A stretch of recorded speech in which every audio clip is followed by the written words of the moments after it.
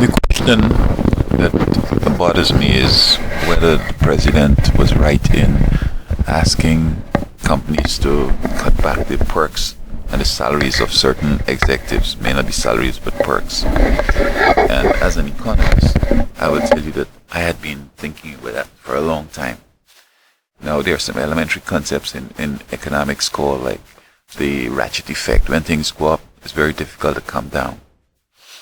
But what I'll say off the bat is that some of the packages, some of these monies that some of these executives get, it is more than what some countries do as far as exports or earnings. It's bigger than the GDP. And that is a problem when you're talking in terms of international trade and so on. Because there's another concept called comparative advantage. So that, let us say, one company is building cars, and all the perks and all the pays and all the rents and everything they spend would be transferred to the car, so that the price of the car includes all of those costs, but just on an individual basis. In other words, the total cost divided by the amount of cars. So that if a country that is very poor but happen to be making that same type of car, you would find that they'd be able to undersell our car. Because, let me just use an illustration here.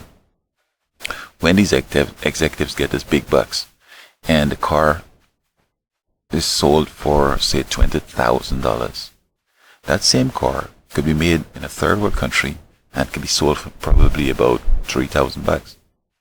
Because they don't get all those big perks, all those fancy salaries and so on.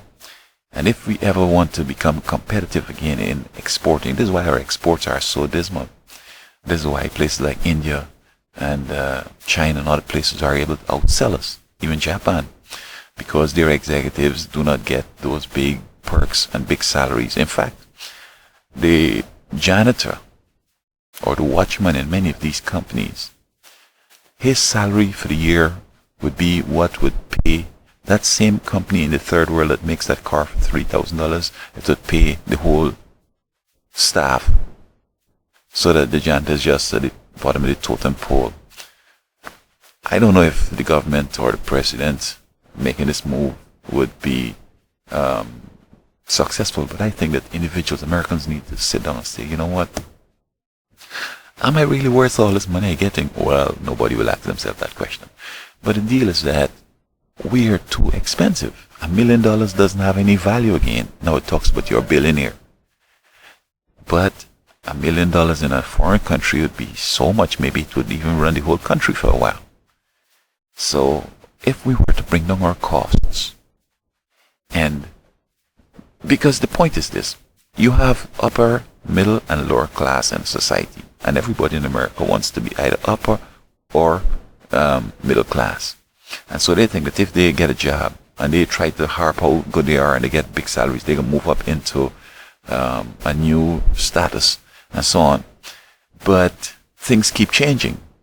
So that long ago, when $1 million was the upper class domain, now guys that are low class could make $1 million. Now, for you to be in the first class, you have to be a billionaire. And perhaps in the middle class, you need to have maybe 500 million or something like that. And then the low class would have a couple millions.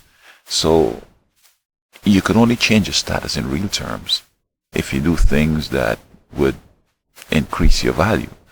And so I think that folks need to understand that it's not about changing your status, but about doing something constructive. Invent something. Come up with a new process. Get a copyright, as opposed to hanging with your boss and see. Because what I've discovered, and this even goes to the guys that get Nobel Prizes, they're just the head of the totem pole.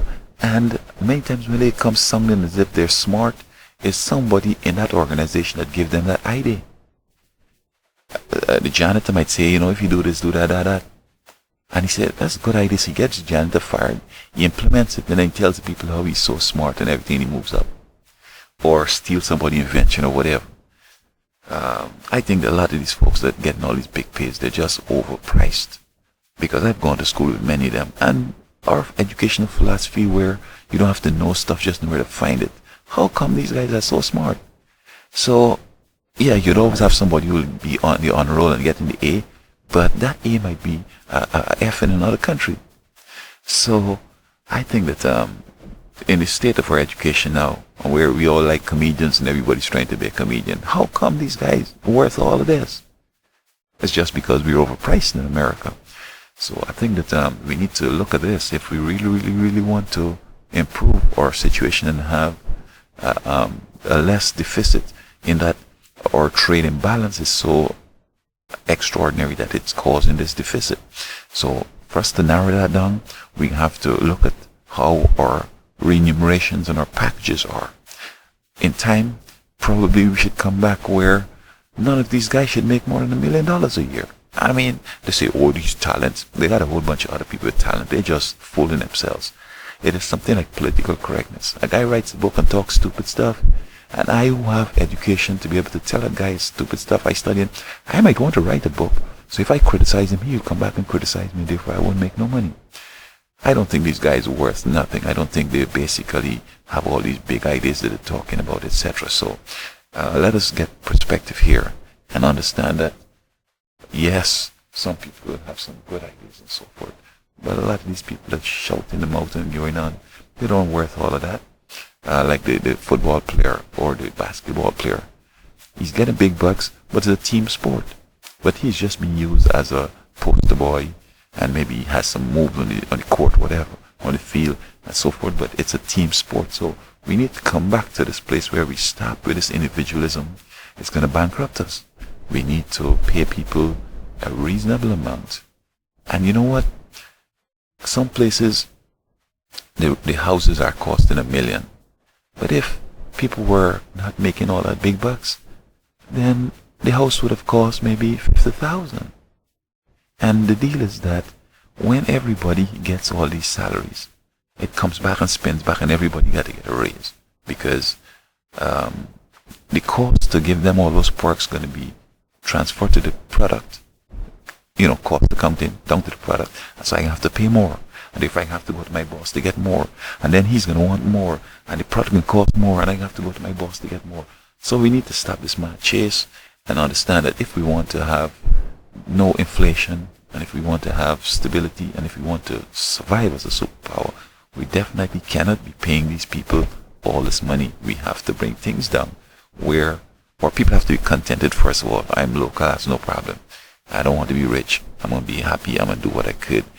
Being rich doesn't make you happy, but we need to look at our costs. Our products are becoming so expensive that nobody could buy them. We're bankrupt in third world countries because they can't afford our products. Of course, yeah, if our products cost less, then they might be earning less, and then it's still going to be some things some people can't have. I cannot have a jet. But if I go and I say, I'm so important, I need to have, more money so I can buy a jet. Well, the jet price is going to go up when I get that money.